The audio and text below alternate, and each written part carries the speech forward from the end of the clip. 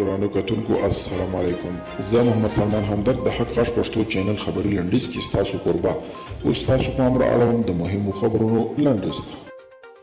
د سیمه ییزو ارګانونو اداره وایي چې بیانیه سلیمي د کاپیسا، برېښنا شیرزی د کونړ، حوسي اندړ د غزني، برېښنا صافي د لغمان، مریم رحماني د زابل، زاهده فیضان د نورستان، روح ګل خیرزاد د نیمروز او زرغونه شیرزاد د بادغیس ولایت اجتماعي مرستیالانو په توګه ټاکل شوي. کابل کې د امریکا شاه ظفیر وایي طالبان د 2000 نورو بندیانو د خوشي کېدو په تمه دي. قطر کې د طالبانو د سیاسي دفتر ویان محمد نعیم ازادي رادیو ته په پرته له دې چې د دوحې په تړون کې د تاوتریخوالي د کمښت مسلې ته اشاره وکړي، ټینګار وکړ چې پاتې طالب بندیان باید خوشي شي. د پښتون ژغورنې غورځنګ سلګونو پلویانو په کراچۍ کې د دې غورځنګ په ملاتړ غونډه کړې ده.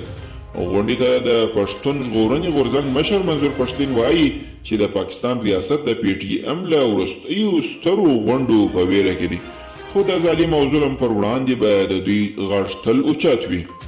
د ټرینډ نیوز ایجنسي د راپور له مخې جورجیا یو شمېر تازه د میمبرس سرتیري له ترهګرۍ سره د مبارزې افغان ځواکونو ته سلا مشورې لپاره افغانستان ته رالیږي. د جورجیا ولسمشر سیلیوم زور بیشولي خپلو سرتیرو ته افغانستان کې د بریالي ماموریت او په سالمه توګه بیرته خپل هیواد ته د ستنېدو هیله کړې ده.